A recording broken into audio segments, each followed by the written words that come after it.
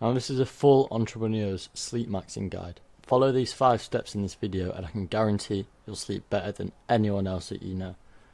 Now the first thing you need to understand before we get into it is that a third of our life is spent sleeping. We've got 24 hours in a day and we spend 8 of that sleeping. So if you want to maximise the 16 hours that you aren't sleeping, you first need to maximise your sleep, and this guide is going to teach you exactly how to do that. Now step 1 is getting blackout curtains. As you can see here, you can get some for £10.50 on Amazon. So cheap, you can go buy it right now if you're an action taker. But blackout curtains, they are huge ROI, because the curtains you have right now, they probably let light seep in through like the sides or actually just through the curtain themselves. And when there's light coming into your room, obviously you're not going to be able to sleep as well. Self-explanatory. So your body still thinks, oh, it's still daytime a bit. But blackout curtains, they eliminate every single piece of light that come into your room. I'm not going to explain any further. Just go buy these ones, right? Or maybe not these ones, but go onto Amazon, find ones that look like they would fit your bedroom window or whatever window, and just buy them. Simple as that. And they look cool. Like, it doesn't this photo, it just makes it look a bit more aesthetic. Your room just looks a bit nicer. Now, a little add-on that you can do to remove even more light from your room, so it's literally pitch black, is cover every single light in your room. Like the ones on your monitor, the ones on your camera, like I've got one up there. This mic right here, it lights up at night, so I cover that up. I'll just turn it off, to be fair. But cover every single light in your room, make it pitch black. I can guarantee it will have a huge impact on your life, even if this is just a little placebo effect, because a little camera light isn't going to do much, but trust me bro, just try it and see how your sleep goes. Now step 2 is to get a night shift on your phone or computer or just any screens that you use towards the end of the night. Now if you look at this Donny right here, he's going to be frying his sleep. It's clearly late at night, he's got the dark lights on, he's got LEDs, it's clearly late at night, and he's staring right at a screen. Now what these screens do to you, they emit this thing called blue light. And do you want to know what emits the most blue light out of anything in the world? The sun. Now what does the sun tell you? Well, what does the sun tell your body, when it's emitting this blue light? The sun is telling you that it's daytime. The blue light is telling you that it's daytime. Now when you're looking at a screen for this long, you're so close up, you're locked in on your screen, and it's emitting so much blue light, what do you think that's telling your body? It's telling you, oh, it's daytime. Because it doesn't know where the blue light is coming from. All that it processes is that blue light is coming into your eyes. That's obviously going to fuck up your sleep. If you try to go to sleep after a 3-hour work session, I know this guy's gaming, but it's just the photo. If you try to go to sleep after a 3-hour work session or however long, or even a doom scrolling session, you've just been on Instagram Reels for half an hour, you're going to have so much blue light that's been coming into your eyes that your body is genuinely going to think it's daytime. And obviously if it's daytime, your body's not going to want to sleep. Makes sense, doesn't it? Now I've got this extension, this Chrome extension on my Mac called Screen Shader, and what it does, it's really simple. It's the same as like a night shift on your phone. At a certain time, it makes my screen like bright yellow, like these glasses here, like this colour. When you have a high intensity of yellow light coming through, it effectively does the opposite of what the blue light does, or if you have a lower intensity, it at least blocks the blue light out. And honestly, it doesn't make that much of a difference. After a minute of my screen being yellow, I'm used to it. And like when I'm working, all I've got to do is write out on my screen, like write a tweet or whatever. The yellow light really doesn't affect me. So it's kind of minor having a yellow light on my screen, but it has a huge ROI on my sleep. And I'll go to sleep like that. I can go to sleep instantly because I'm not getting so much fucking blue light in front of my eyes. Now, a final little step, if you've got a bit of money, you're willing to spend a decent bit, and you don't really want to fucking, I don't know why you buy these over adding an extension on a computer, but blue light blocker glasses. You've probably seen Eman Gardsley wearing them. I think they're around £200, something like that, but you can wear them all the time throughout the sleep. If you want to go watch TV with your parents, obviously you can't get a nightshade on there, so just put your glasses on. Now step 3 is downloading this app called Sleep Cycle. Here's the logo if you want to go download it now. Now what Sleep Cycle does is it tracks your sleep. It tracks your sleep by judging things like your movement, your breathing patterns, the actual like depth of your breath, stuff like that. But the really powerful thing about this app is, as you can see here, obviously you can set a timer, but you probably won't be able to read it. It's a shitty quality photo, but it says wake up easy between 7 and 7:30. Now usually the normal Apple alarm, whatever, it just wakes you up whenever you want to wake up. So if you set an alarm for 7:30, it's going to wake you up at 7:30. No bullshit, that's how it does it.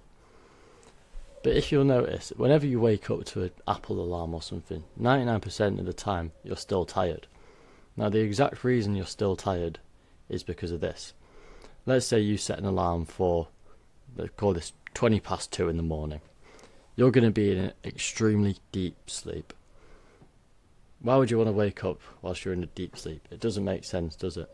You literally go from a deep sleep here and you shoot all the way back up to awake. That's obviously going to fuck you up. It's obviously the reason you're still tired. Now what the sleep cycle app does is it wakes you up between 7 and 7:30 a.m. if you set an alarm for 7:30. Now between this period of 7 to 7:30, you're going to be going through multiple sleep cycles. So at 7 o'clock you could be wide awake. At 7:05 you could be deep asleep. At 10 past 7 you could be in a light sleep. Now throughout this whole period from 7 o'clock to 7:30, it's going to find where you are the most awake. If you're in a deep sleep for this whole period, it's just going to wake you up at 7:30 because that's what it's asked you to do. But let's say at 7:15 you're in a deep sleep, but 20 past 7 you're up pretty much almost awake. It's going to wake you up at 20 past 7. It's going to track your movement, your breathing, your snoring, stuff like that, to notice when you're the most awake, and it's going to wake you up at that time. It's very simple and it's huge ROI. Or you can also like track your sleep quality and stuff like that, but honestly I don't believe the sleep quality part because it's quite hard to check that. And if you've got an Apple Watch as well, I don't know why I went like that, I've not got mine on, but you can track, I believe that it tracks it much better because it can track your pulse and your heart rate much better. So if you've got an Apple Watch, download the app, set your timers, go to sleep with it. Now step 4 is just tiring yourself out in the day. If you go to sleep while you've still got an abundance of energy, of course you're not going to be able to sleep, but if you've literally been active and busy all day, you're going to sleep much better. Now you can do a lot of things with this. So you can tire yourself mentally with a lot of work. If you can do 12 hours a day of work, your brain is going to be that fried that you're just going to pass out. You're not going to have any of those fucking nighttime thoughts, the demonic ones that you get. Your brain is literally just going to be fried. Done 12 hours of work, of course it's going to be. Or you could do things like boxing, just like high intensity cardio. This is just going to drain your natural energy levels. Or if you go on a big long hike or something, yeah, again, it's going to drain your energy levels. Or if you're training at the gym, let's say you do a really late night training session, you're going to get back and be like, oh fucking hell, you'll go straight to sleep. This one is a really short one, it's very self-explanatory, but if you're sat in bed all day, you literally spend 16 hours in bed, how the fuck do you expect to go to sleep? You've not used any of your energy, it's still all bundled up inside you. So get out of your fucking house, go do shit. Doing shit is going to have a huge impact on your sleep. So go touch grass, bro. Just go touch grass for an hour a day and you'll sleep better. Now step 5, this is just a really short, sweet and simple one. No eating before bed for 2 hours minimum. This is going to drastically improve the quality of your sleep. You're going to wake up feeling energized. You're going to wake up feeling rested, relaxed, recovered. All because you didn't eat 2 hours before you went to bed. Because when you eat for 2 hours before you go to bed, as you're sleeping, your body is focused on the wrong thing. Sleep, its whole purpose is for rest and recovery. But when you've got food in your stomach, a lot of your energy is going to be spent on digesting the food. Meaning, you want 100% of your energy on rest and recovery. But now maybe only 30% of your energy is going to be on rest and recovery because the 70% is spent on digesting the food. Now you're going to wake up feeling like shit. You're going to wake up feeling tired, groggy. You're not going to be motivated to get to work. All because you ate a little meal before you went to bed. Now the same goes for getting even water. Don't drink water for an hour minimum before bed. because then you're just going to wake up in the middle of the night and go for a piss. It's going to interrupt your sleep. That's obviously going to fuck it up a little bit. I told you this one was short and snappy. That's why there's no images, because I can't even find images for it, to be honest. Now, bro, I've got a little secret that I want to tell you.